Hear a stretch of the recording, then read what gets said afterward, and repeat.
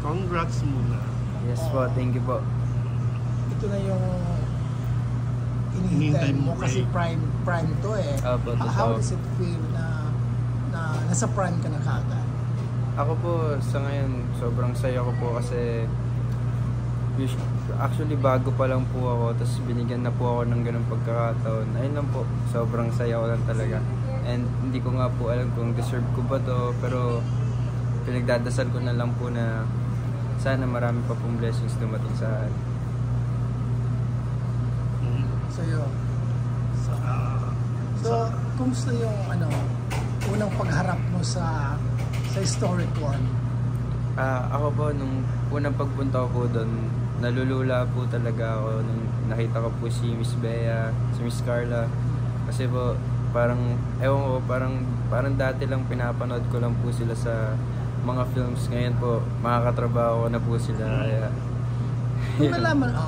nung nalaman mo, Matt, na makakasama ka sa With a Sword, ano yung unang naging reaction mo? nagtatatalon po ako. Tapos po, inalog-alog ko po yung aso ko. Sobrang excited.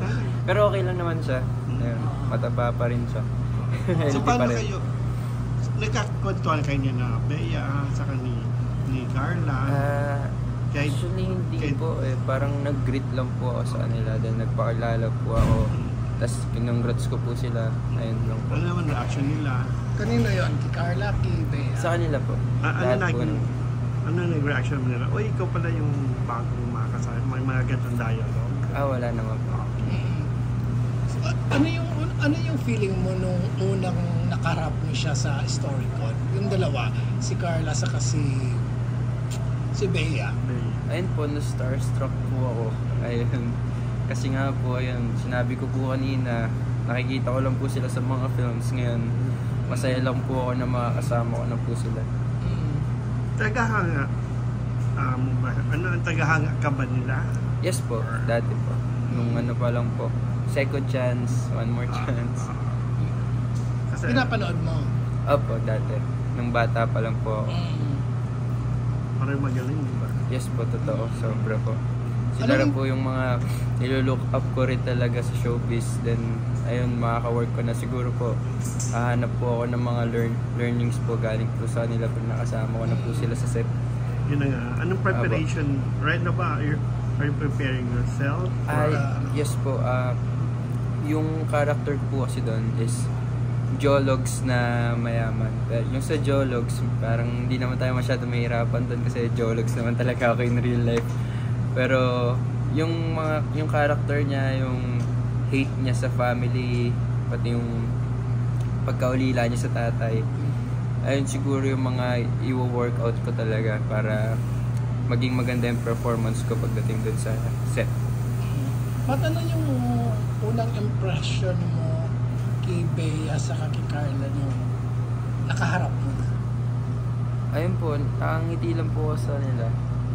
Happy lang po. Parang hindi rin po ako makapagsalita kasi ayun, starstruck nga po ako. Parang may fan spirit pa rin po ako kahit pa paano eh.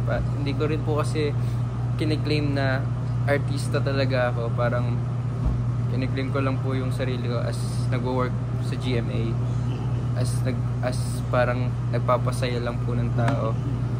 Parang tingin ko pa rin po sa sarili ko is parang bata na taga-Antipolo na makulit, napasaway sa nanay niya. Ayun po. Kanino ka nagandaan sa dalawa? Kay ano po, parehas po sila maganda. Kanya-kanyang ganda din. Opo. So, paano mo madidescribe yung ganda ni Bea saka ni Yung kay Carla po, para po siyang celestial. Ayun. Then yung kay Miss Bea, para siyang goddess eh. Parang sobrang ganda ng skin niya. Yung iba na yung ganda niya. Grabe. Nakatuwa, Yes po. So parang feeling mo, isa sa mga dream come true. Po, talaga po. Dream come true. Parang dati lang po, sinasabi ko lang po sa sarili ko na parang balang araw, mapupunta rin ako sa prime time. Ayun. Tapos ayun po, nangyayari na po. Ito na po, nasa harapan ko na. At magaling ang nyo. So, magaling ang director nyo. Yes po. From Firefly talaga. Yes. Feel ko maganda talaga yung cinematography niyan, pati yung sure tayo sa cinematography, syempre. Yung story, syempre, sure din tayo doon. Maganda rin yan. Sila Si Bulay. sobra. Ba't kasi usually ang nagiging reklamo ng mga tulad ng mga sikat na artista, veterano, Yes po. sa mga baguhan, yung tipong parang nakakalimutan nila yung Mga lines, ganun po. Ayun po, parang... Ayun po, wino-workout ko po yun since, ayun rin po yung iniisip ko. Sabi ko, sa sarili ko, parang kailangan kong galingan kasi mga veterano yung mga kasama ko. Pero, siguro, gagawin ko na lang po talaga yung best ko para, ayun, para di sila mairita sa akin. Oo. Ayun sa pakikisama rin. Yes po, ayun sa pakikisama.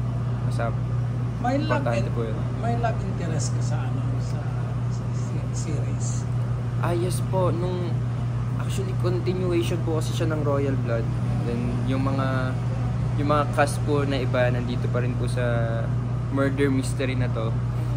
So ayun, mahilig rin po ako sa mga murder mystery na film. Marami na rin po ang pinanood ng murder mystery na film kasi sobrang gusto ko. Alam mo yung may thrill, yung parang magugulo niya yung utak mo. Sino yung killer? Feeling ko siguro ito, parang gano'n. Ayun, mahilig po talaga ako sa mga movies na gano'n, pati sa mga films na gano'n. Kaya, ayun, isa rin po yun sa nagpasaya sa akin na nakasama po sa isang murder mystery na teleserye. Okay. Pati hindi ka natatakot kay Sig Dulay. Kasi napakahusay ng direktor. Alam na, baka magkamali. Given naman yun, nagkakamali talaga. Yes po, given naman po talaga. Ayun nga po, sabi po sa amin ni Direk, parang hindi po siya fan ng one take. Parang gusto niya talaga, parang pulido yung gawa niya. Kaya nga po nanalo ng cinematography. Ayun, parang siguro di natin maiwasan yung pagkakamali na yun, pero gagawin ko yung best ko para maiwasan, para kahit papaano mabawasan, para hindi ako maging mabigat sa set. Ayun po. Tama naman. Yes po. Thanks, Mati.